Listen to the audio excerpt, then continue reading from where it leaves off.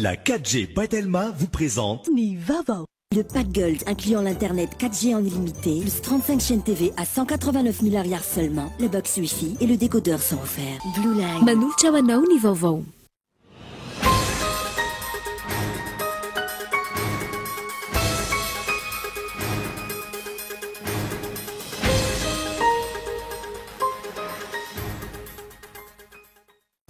Ny firosoana amin'ny fanalava-potoany ben'ny tanàna manerana ny nosy no fepetra tokony ho raisin'ny fanjakana raha ny fanazavany ny pahalalàna nanaovana fanadiadiana manoloana ny fahataperan'ny fotoam-piasana ireo ben'ny tanàna manerana ny nosy ny 2020 ny volana septambra ho avy izao.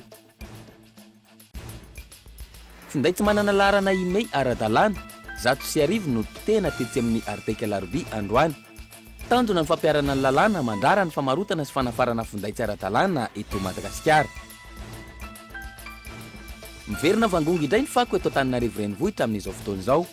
Maloto ny tanàna, manahy ny siny fiparitany aretina vokatr'izany ny olona.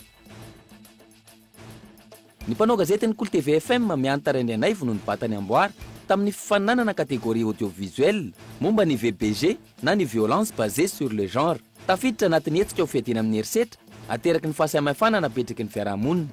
Ny mpianatra eo anivon'ny Université ny Toliara kosa no nandresy tamin'ny fifaninanana miompana amin'ny lalàna mikasika io lohahevitra io hatrany. Any ivelany, miha-mahazo vana ny Ebola ao Goma, République démocratique ny Congo amin'izao fotoana. Raha ny tatitra voaray, mihoatra ny 730 ireo namoy ny ainy any toerana vokatra izany. Ny andinindin'ireo avy hatrany ary.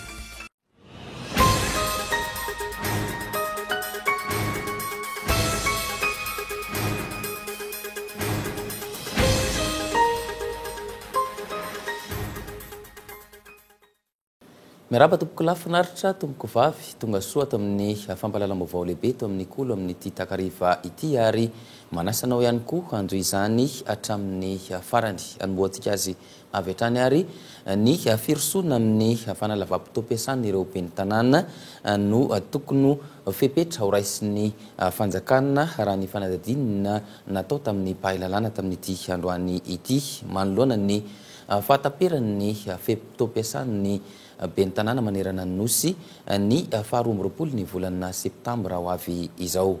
Araintsika ny fanadadiana iarana amin'ny Henri Florien. Tokony farana ny 2020 septambra izao ny fotoam-piasan'ny ben'ny tanàna manerana ny nosy. Hatreto tsy mbola fantatra ny daty nahatanterahana ny fifidianana ben'ny tanàna sy ireo mpandolotsaina ny tanàna. Araka izany, tokony roso amin'ny fanalavam-potoam-piasan'ireo ben'ny tanàna ny fitondram-panjakana ho fanarana ny lalàna velona eto amintsika. Le texte vaovao manko le nataony raha manko tsy misy hoe PDS atao PDS raha tsy efa sanctionné fotsiny le maire. Donc raha le texte taloha tamina journal mampianatra zany hoe raha tsisy faute le maire zany tsy afaka atao PDS. Katidray zany tsy faute fa vacances. Fanalavana fotoanan'ny ben'ny tanàna zany de mesure générale io e. Fa amin'ny fanjakana manao soa. Araka izany, voalaza fa mbola arindra sy ho kajiana arakaraky ny sanim-ponina ny sata sy lalàna ifehin'ny fitantanana ireo commune manerana ny nosy. Makasika izay hatrany dia ny fanomezan-danja ny fitsinjaram-pahefana noviana apetraky ny filoham-pirenena ankehitriny. Fanatsarana izay entina ampandrosan'ny Madagasikara mampiavaka ny famatsim-bola ho an'ny commune amin'izao ny fisian'ny Fonds national de péréquation. Araintsika hatrany ny fanadadiana iarana amin'ny Henri Florien. Ao anatin'ny vinan'ny filoham-pirenena ny décentralisation émergente izay manome lanja ny fitsinjaram-pahefana mba hampandrosoana ny Madagasikara. Izay tafiditra ao anatin'ny laharam-pahamehany gouvernement malagasy ny fitsinjaram-pahefana sy ny fitantanana ifotony. Eo ihany koa ny fampiarana ny politika ankapobeny ny fanjakana izay mikery ny hanangana ny Madagasikara firenena moderna sy mandroso. Isan'ireo fanamby lehibe hotratrarina amin'izany ny hanomezana ho an'ireo vondrom-bahoaka amparitra fitsinjaram-pahefana ireo tantsorika ilaina ho fanamafisana ny fahaleovantenan'izy ireo ara-pitantanandraha raha sy arabola. Nahitana fiakarana ny famatsiana arabolan'ny commune amin'izao fotoana izao. Voalohany dia ny fanampiran'izy ireny mba ampandehanana ny raha ny niveau commune les subventions de fonctionnement. Izy io dia efa nasondrotra 15 millions d'ariary. Raha ohatra izy ka ny enga tamin'ny 12 millions d'ariary zany tamin'ny fotoana par commune ary ny commune rehetra dia mahazo ny 15 millions d'ariary io. Izay zany ny loi des finances rectificative tamin'ity taona 2024 ity. Ankoatran'izay dia misy koa ilay subvention d'investissement le niresahako teo zany izay alefa ny fonds de développement local dia misy karazany roa koa io ray subvention d'investissement izay miankina amin'ny ressources propres ny état na ressources propres interne zany izay ny fanjakana no miantoka azy dia 15 millions d'ariary koa io isaky ny commune. Isan'ny mampiavaka ny famatsim-bola ho an'ny commune amin'izao fotoana izao ihany koa ny fisian'ny Fonds national de péréquation ho an'ireo commune ambanivohitra lavitry ny renivohitra. Fonds national de péréquation io dia tena zava-baovao mihitsy natao hitsinjovana an'ireo commune marefo dia io zany dia arakaraky ny samponina sy ny falavitan'ilay commune miohatra amin'ny tanan-dehibe no hijerevana no anaovana ny kajikajy mikasika hoe otrina no azon'ilay commune iray. Mareko zany fa rehefa matsim-bola ireo dia natao ametrahana fotodrafitrasa mamaly ny etaetan'ny mponina eny fotony. Fepetra maromaro ihany koa no takiany lalàna mba ahafahan'ny commune misitraka ireo famatsiana ara-bola tahaka ny fananany teti-bola ho an'ny taona 2024. Ao ihany koa ny fananana ampitantam-bola matianina izay notendren'ny ministera ny teti-bola sy ny toe-karena. Lafa mavao hafa kosa finday tsy manana larana email misa 100 noho ny potena tetsy amin'ny arteka larby androany tanjona ny fampiarana ny lalàna mandrara ny famarotana sy ny fanafarana finday tsy ara-dalàna eto Madagasikara. Araintsika vetrany ny fanadidina mahakasika izay iarana amin'ny Yves Richard. Finday tsy ara-dalàna 100 no potehana tetsy amin'ny foibe toerany arteka larby androany toy ny fampiarana ny didim-panjakana laharana sy folo sy valonjato, tsipika 2022 mandrara ny famarotana sy fanafarana finday, tsy manana laharana email ara-dalàna nanomboka ny volana janoary 2022 ny tanjony. Satria ataoko tsy mety angamba raha ohatra ka mipetraka fotsiny amin'izao ny tompona ndraiky tamin'izay zavatra dia hoanatra hoan'ny rehetrarehetra zany antsoavy zany izay hoe tsy azo atao no mampiasa ny telefona tsy ara-dalàna eto amintsika nanomboka 30 juin 2019. Metraka fanontaniana angamba nareo mbola misy tsy miasa tsy anany fa mandeha tsikelikely fa reo aloha zany mitratratsika reo zay ny atraminy zany filazana zay ho an'ny mpanjifa zany mba tsy vitinaiza izy ho an'ny mpivarotra mba tsy varotra zavatra ara-dalàna izy ho an'ny zay mpanafatra mba zavatra ara-dalàna no afarany. Hoentitra ihany koa ambonin'izay ny fanaraha-maso ny entana farany mpandraharaha anivon'ny faditserana ny fanaraka amin'ny taratasy fangatahana avy amin'ny arteka ho fanarahana ny fepetra iraisan'ny-pirenena sy ny kalitaon'ny tolotromena ny mpanjifa no antony. Dia ny antony idiranay faditserana moa anatin'ny zavatra dia satria anatin'ny mission ny service ny surveillance de la lutte contre la contrabande zany ny protection du citoyen. Dia zay ny antony tsy maintsy andraisana ny andraikitra satria ny zavatra ateraky ireo telefony le tsy manara-penitra ireo zany dia misy fiatraikany ratsy ho an'ny vahoaka indrindra fa ny mampiasa azy indrindra fa miresaka fahasalamana. Maherin'ny 300 isan-jato ny finday tsy ara-dalàna miasa eto Madagasikara ankehitriny.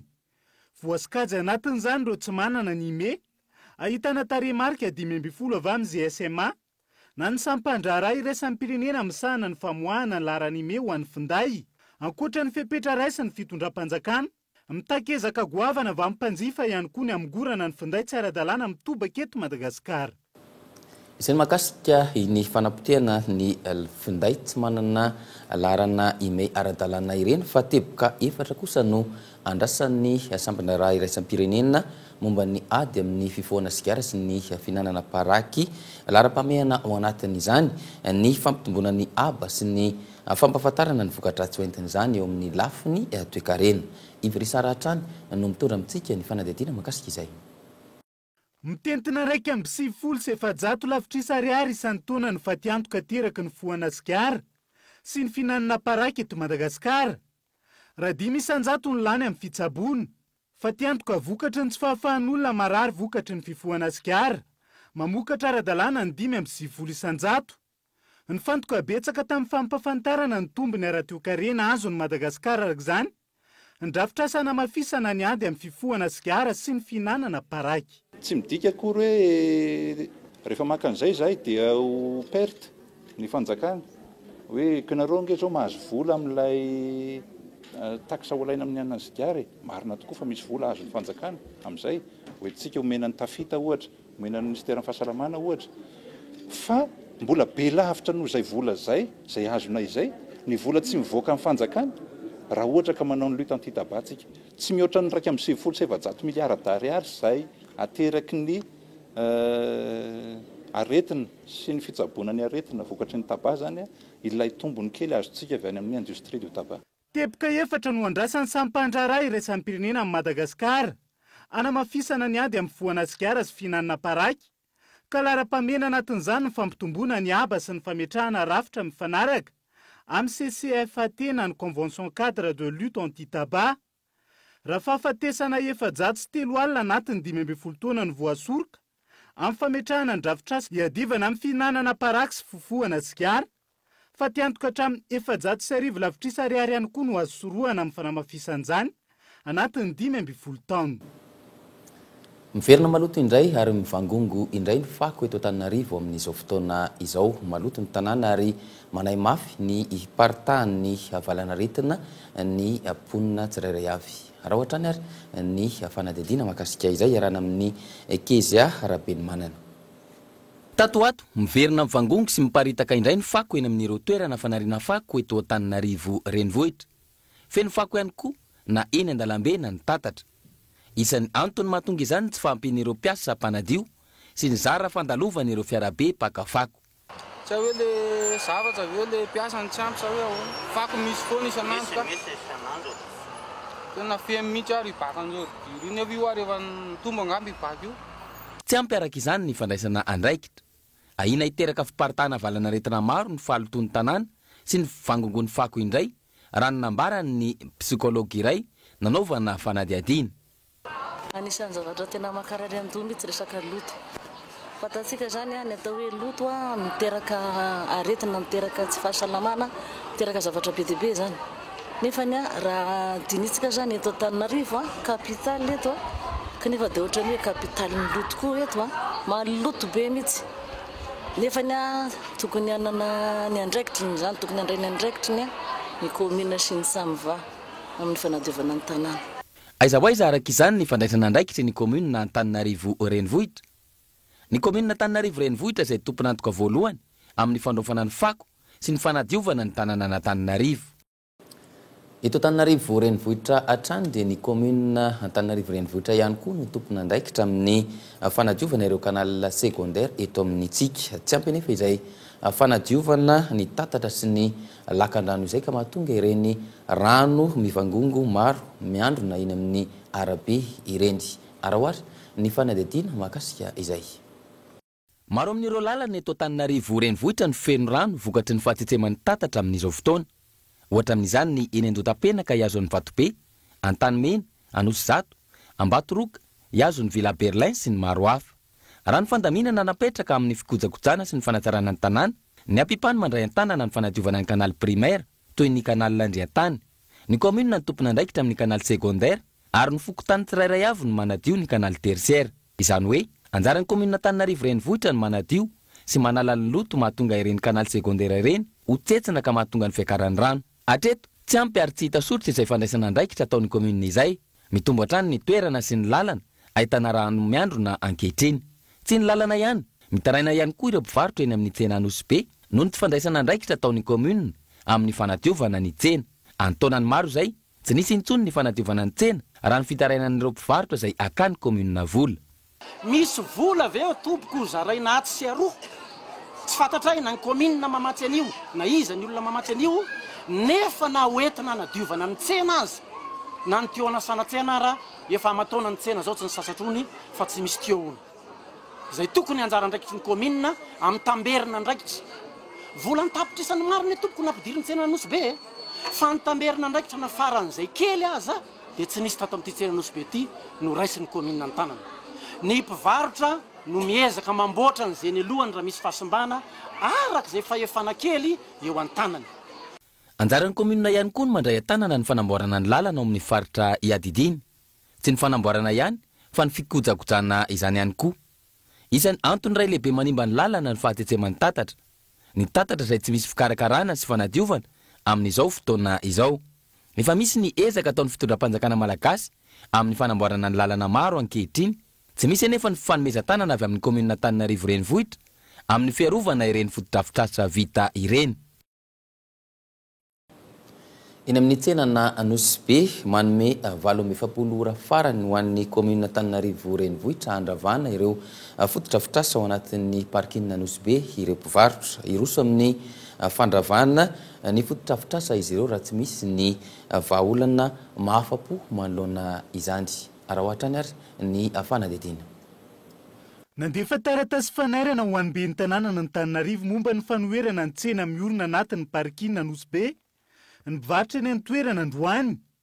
Alany enina farany no natao ka 770 ora indray manomboka izao no omena ny komuna ny Antananarivo. Dia nataona ara-taratasy ity indray zany ny zavatra izay nangatahany-drareo dia ho aterina eny amin'ny ramatoaben'ny tanàna zao hoe mangataka indray izay zany 770 ora farany mba hanalana ny zavatra io ara-taratasy. Izay dia manara-dalàna foana atreto. Rehefa ohatra ka tapitra ny 770 ora ka tsy hoenon'ny komuna indray izay dia miakatra ambombony koa ny fangatahanay izay alefanay amin'ny ambaratonga maefa ambombony kokoa. Manaraka izay dia minisy matoky izay fa hisy eno izay fa rehefa tesana tsisy mieno dia misy tenena izay hoe feno kapoaka. Iroso amin'ny fandravana ny tsena avy hatrany mivarotra raha tsy misy fandraisana fanapakevitra enitra manoloana izany. Lazany ametraka fitoriana anivon'ny samy mpandraharaha isan'ny tokony. Ho an'izay nandray vola ka nafahana nanangana ny fotodrafitrasa ihany koa. Ny mpivarotra nandritra ny feonan'izy ireo tetsy Anosy be androany. Andrasana araka ny valiteny komuna Antananarivo manoloana izany. Mialohan'ny anoizatsika ny fampalalana-baovao dia isento kely amin'ny reto dokavarotra ireto isika aoriana izay ny iverina iresaka ny vaovao sosialy, vaovao mahakasika ny kolotsaina ary ny maresaka avy any ivelany ihany koa. Ndao azy.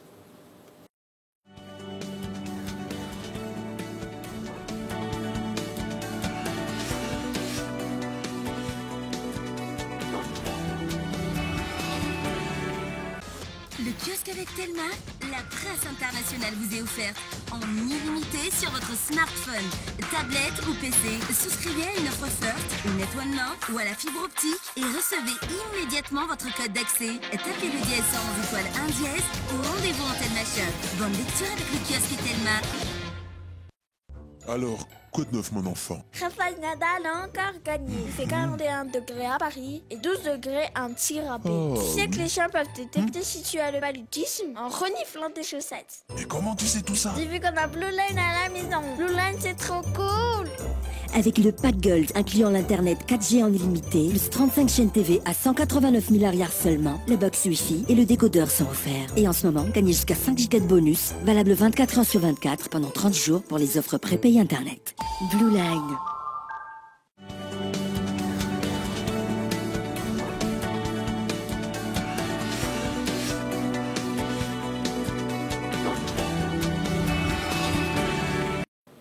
Anoizatsika ny fampalalam-baovao maro ny ankizy latsaky ny 20 taona no voatery tsy maintsy miditra amin'ny sehatry ny asa eto Madagasikara na eo aza ny lalàna mandrara izany. Ny tsy fampiny ny oentimana amin'ny ankapobeny no mandrisika azy ireo hiala an-tsekoly ka hiditra amin'izay sehatry ny asa izay. Isan'ny ankizy tsy ampy taona saingy efa ao anatin'ny fiasana no entina aminao atao anatin'ity fanadihadiana manaraka ity. Andao ary. 12 taona ity ankizy vavy iray ity.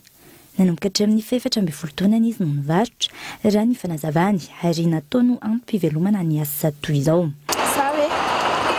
16 mitety amin'ny atsara ety ka amin'ny sivy-panjaka-tonga amin'ny afatsasasany na amin'ny 5 trano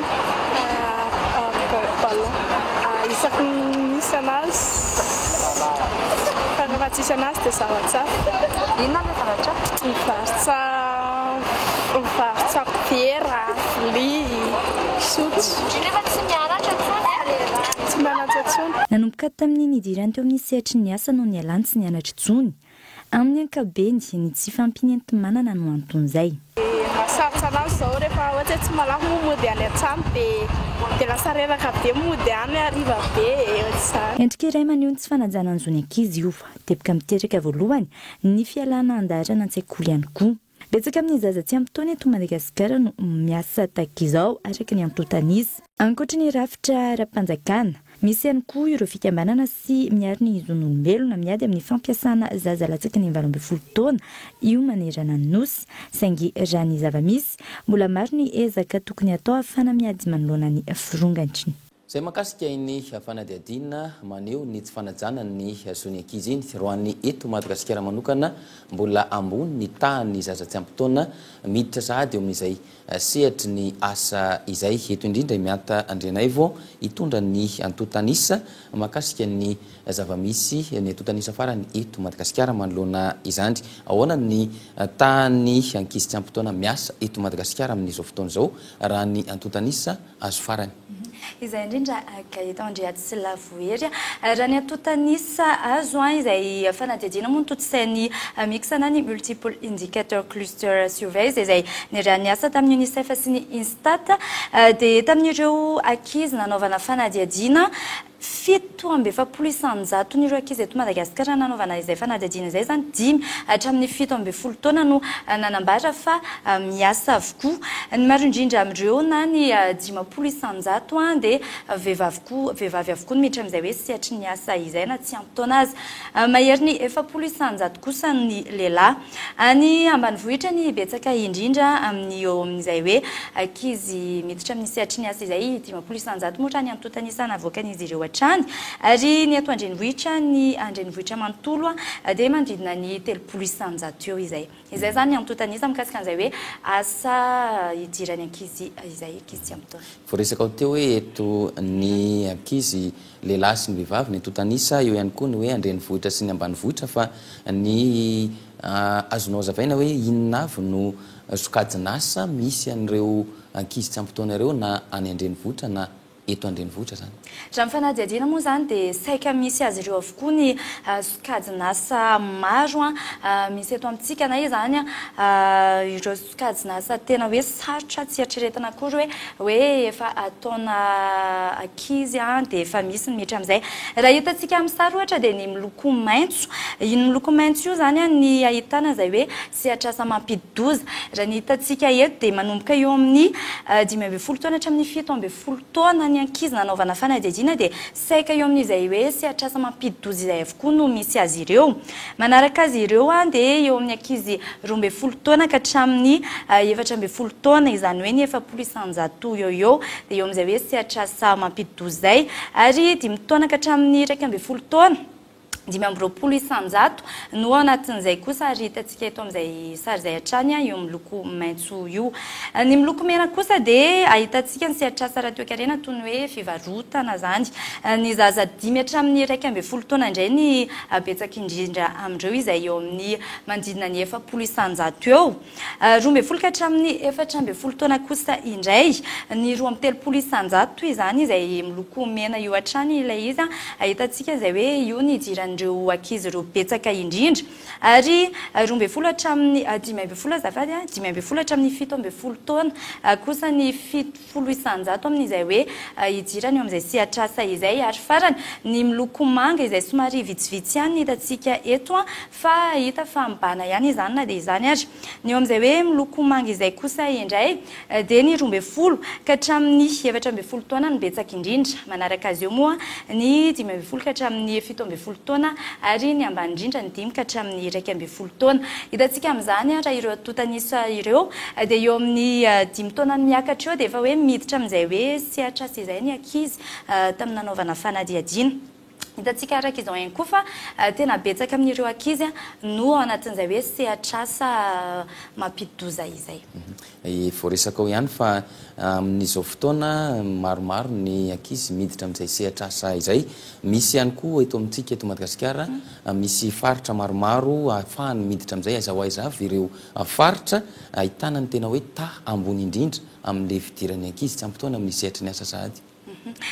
saika izy rehetra aloha raha ny hitantsika amin'izao sary zao saika ahitana tambony amin'izay hoe ankizy miditra amin'izay hoe sehatrasa izay na tsy ampy-taona azy izy ireo fa raha ny betsaka indrindra dia ny any amin'ny faritra Haute-Matsiatra moa zany no hita eto izay mahatratratra any amin'ny 700 ny ankizy izay miditra amin'izay hoe sehatrasa izay manaraka azy eo ny faritra Vakinakaratra sy Andro eo amin'ny manodidina ny 100 eo ihany koa ny miloko mena araka ny hitantsika eto amin'ny sary hatrany ny faritra Iorombe sy ny faritra Nosy saika ahitana an'izay hoe ta ambony izay avokoa raha ireo izany hoe saika betsaka daholo zany fa ireo no tena hita zany hoe ambony kokoa raha amin'ireo tareo amin'ireo resaka ndresantsika hatrany ambony ihany koa manahoana ny fianaran'ny ankizy manoloana izay rehetrarehetra izay satria raha ny hitantsika teo dia maromaro ny antotanisa an'ireo ankizy tsy ampy-taona miditra sahady amin'izay sehatry ny asa izay araka ny fantatsika moa sady hitantsika anatin'ny fanadihadiana samihafa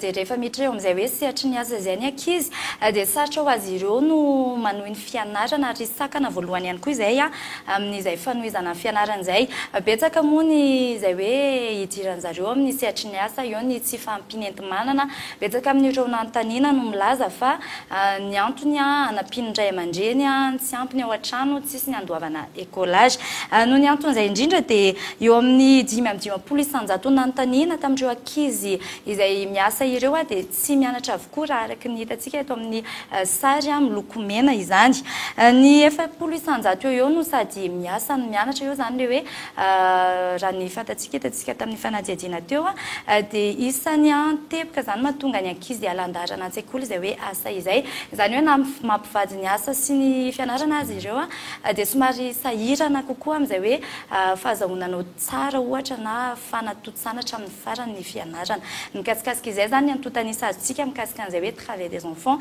na ny fampiasana zaza tsy ampy-taona ankasitrany ianao mianta nitondran'izay antotanisa maromaro makasika ny asa ny zaza tsy ampy-taona eto Madagasikara izay makasitraka tompoko fa ny mpanao gazety ny Cool TV FM mianta Randrianaivo no nibatany amboara tamin'ny fananana amin'ny miady amin'ny herisetra amin'ny fahasamihafana tafiditra ao anatin'ny hetsika fiadiana sy fiarovana ny herisetra ateraky ny fahasamihafana izay apetraky ny anivon'ny fiarahamonina ny ankizy avy any amin'ny université ny Toliara kosa indray no nandresy tamin'ny fananana miompana amin'ny lalàna mikasika izay lohahevitra izay atrandry androany moa no ny farana tamin'ny fomba ofisialy ny hetsika arahoary ny fanadihadiana makasika izay tafiditra anatin'ny hetsika fampafantarana hiady malona ny herisetra teraky ny fahasamihafana napetraky ny fiarahamonina na ny violence basée sur le genre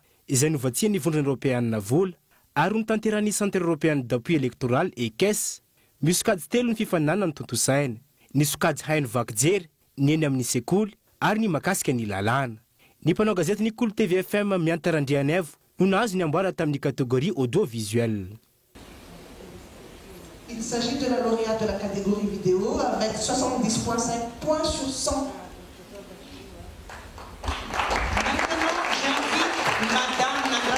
Nisy ihany koa ny nahazo tamin'ny antsoratra na catégorie écrite ny catégorie radio. Ankoatran'izay, université efatra no nandanjara tamin'ny sokajy misana ny lalàna ny université n'Antananarivo, Tomasina, Antsiranana ary Toliara. Noromban'ny mpianatra teo anivon'ny université ny Toliara ny amboara tamin'izany. Arabaina manokana izany Bera Noamli Crispola Stouvenay John Michael Denis avy any amin'ny faritany sy université. Tanjona raha ny fanazavana ny anamafisany miady malona ny herisetra teraky ny fahasamihafana napetraky ny fiarahamonina izay. Betsaka ny andraikitra tokony ho raisiny isan'izany ny lafin'ny fampianarana.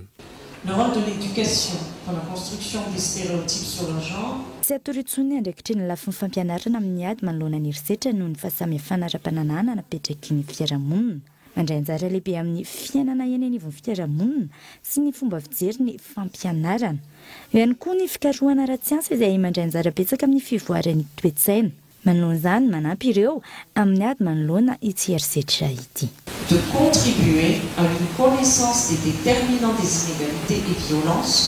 Ny tontolo-tsaina teny amin'ny anteny miera-pirenena ny lanonana famarana ity hetsika ity.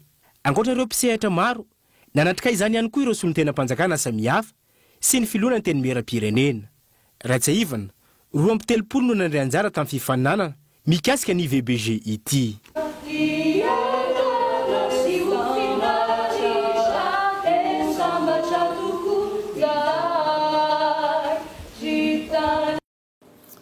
Zay makasika ny fananana iny fa hoeny Ambojatova eto Antananarivo renivohitra isika 13 taona nivarotana masaka i Selesy isan'ny itiavan'ny olona azy ny fanajana ny kalitaon'ny entana amidy. Mahavelona tsara ny asany no atsaraina ihany koa ny tsena fivarotany mofo akondro eny an-toerana. Araintsika ny fanadadiana iarahana amin'ny Albertin Ramialerivo. 13 taona zay no nampivarotra hani-masaka ny Rafanomezantsoro Celestin, fantatry ny olona amin'ny anarana hoe Selesy. Ny fanamboarana sy ny fivarotana mofo akondro ny tena nampalaza azy. Io raha teo no antom-pivelomany. Mahasarika olona maro ny tsenan'ny Selesy etsy Ambojatova ambony. Manjifa mofo eo aminy avokoa karazan'olona rehetra, indrindra fa ny mpianatra. Malany akondro 20 hatramin'ny 30 kilao isan'andro io Selesy amin'ny varotra ataony. Tsy ny mofo akondro ihany no amidiny, fa eo ihany koa ny mofo anana sy ny sambos.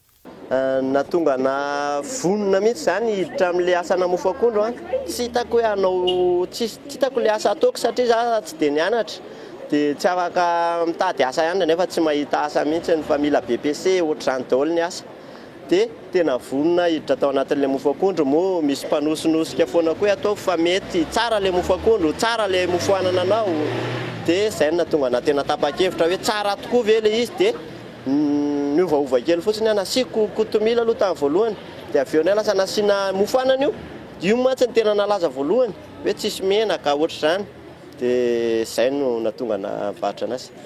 Ho fampiroboroboana ny asa fiveloman'ny Selesy no atsaraina ny tsena fivarotany mofo akondro. Fanomezana mamaim-pona avy amin'ny fikambanana iray izay manampy ny mpandraharaha madinika. Ny objectif anay dia mampivelatra ny ekônomia eo anivon'ny fokontany. Zany hoe zay ny anampiana Selesy. Selesy dia anisany atao hoe acteur économique eto amin'ity fokontany ity.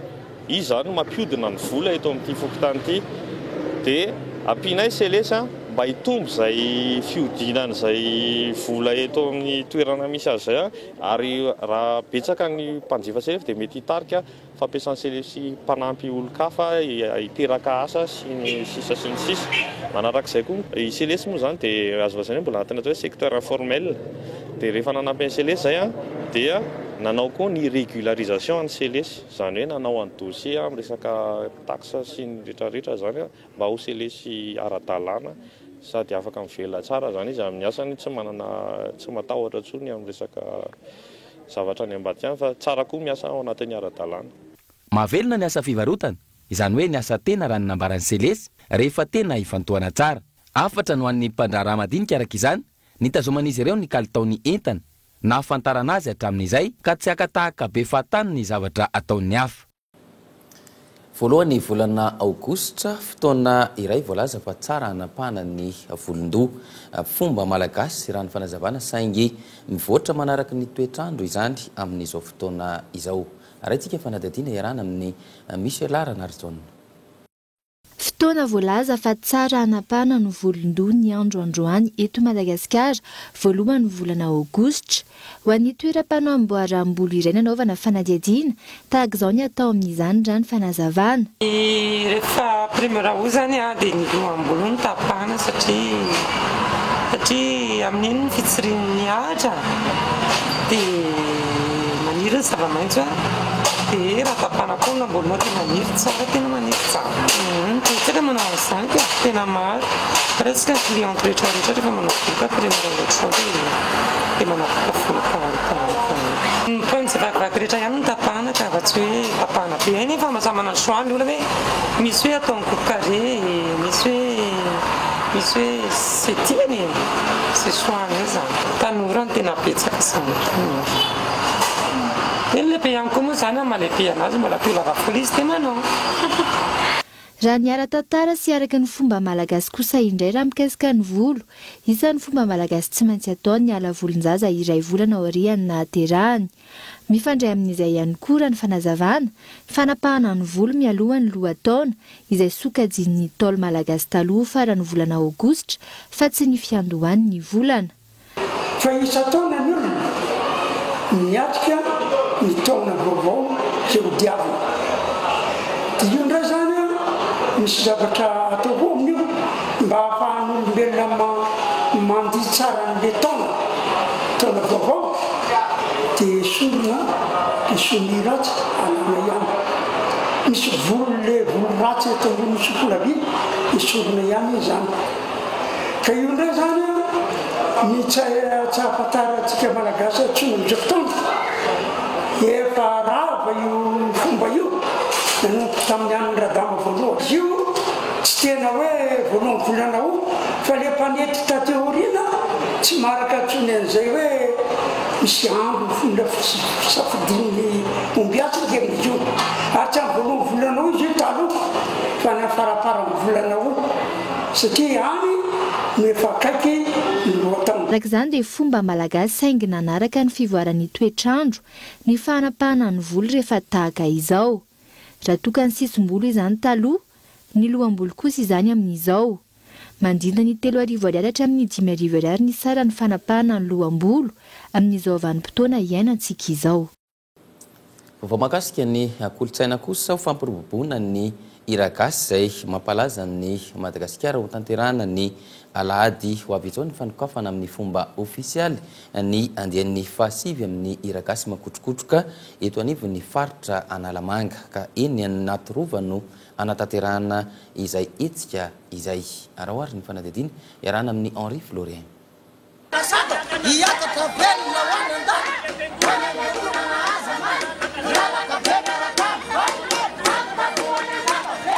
Isan'ny politika sy tanjona petraky ny fitondrana ankehitriny amin'ny alalan'ny ministera ny serasera sy ny kolotsaina ny anasongadinana ny vakoka malagasy. Isan'izany ny fampiroboroboana ny hira gasy izay nampalaza ny Madagasikara. Atomboka amin'ny alahady izao manomboka amin'ny 2 tolakandro ny fanomboana ny hira gasy makotrokotroka andian'ny fahasivy eny amin'ny rovana Antananarivo. Ny fanomezan-danja ny hira gasy no tanjana lehibe amin'ity hetsika ity.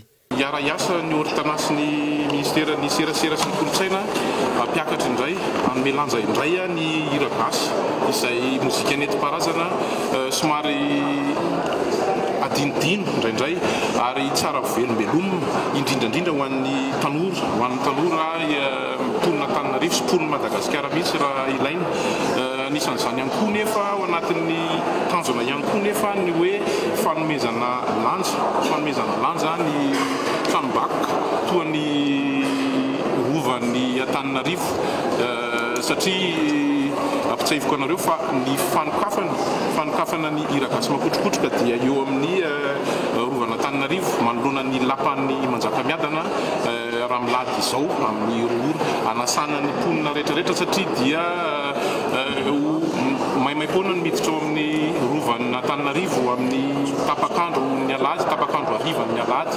Hiavaka tsy toly mazatra ny hetsika amin'ity andian'ny fahasivy ity izay andraisan'ireo tarika misa 9 anjara izay endrika fifaninanana ho fampisehoana ny fahaiza-manao sy hanomezan-danja ny hira gasy. Hatramin'ny miandohany hatramin'izao zany dia mbola misy endrika fifaninanana foana ny hira gasy makotrokotroka araka ny efa nazavaina teo zany hoe mba hiavahana amin'ny hira gasy izay fantatry ny olona rehetra hoe hira gasy zany dia hoentina eny amin'ny hoe famadihana ihany na hoe misy lanonana rehefa hoe anasana andeo mariazy rehefa hoe misy vahiny reny zany zay zany ny anavahana anazy dia mba koa hoe entina ampivoatra sy ampiakatra ny lazan'le mpihira gasy mihitsy sy ny seho ataony zareo eny an-tsehatra mba hivoatra zany.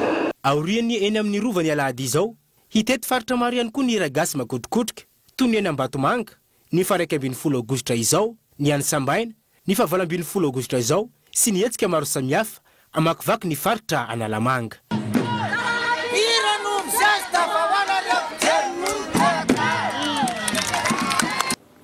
Mialohan'ny sarantsika dia fitinana averina amintsika ny vaovao nisongadina tamin'ity androany ity ny fanomezan-danja ny fitsinjaram-pahefana no vy napetraky ny filoham-pirenena ankehitriny fanatsarana izay hoentina mampandroso ny Madagasikara mampiavaka ny famatsiana arabola ho an'ny commune amin'izao fotoana ihany koa ny fisian'ny Fonds national de péréquation izany fa teo ihany koa ny mpanao gazety ny Kolo TV mianta Andrianaivo no nibata ny amboara tamin'ny fifaninanana miady amin'ny fahasamihafana izay tafiditra tao anatin'ny hetsika ho fiadiana amin'ny herisetra apetraky ny fahasamihafana napetraky ny eny anivon'ny fiarahamonina. Ireo mpianatra eny anivon'ny Université ny Toliary kosa no nibatan'ny amboara tamin'ny fifaninanana miompana amin'ny lalàna mikasika izay loahevitra izay atrany itsika izay nofaranana tamin'ny fomba ofisialy tamin'ity androany ity. Izay ihany koa ary ny tompoko klasy tompoko vavy no mamarana ny fampalalam-baovao tamin'ity anio ity ankasitrany ianao nanaraka izany hatramin'ny farany mametraka ny veloma mandra-pitafa ary ho amin'ny manaraka indray veloma tompoko.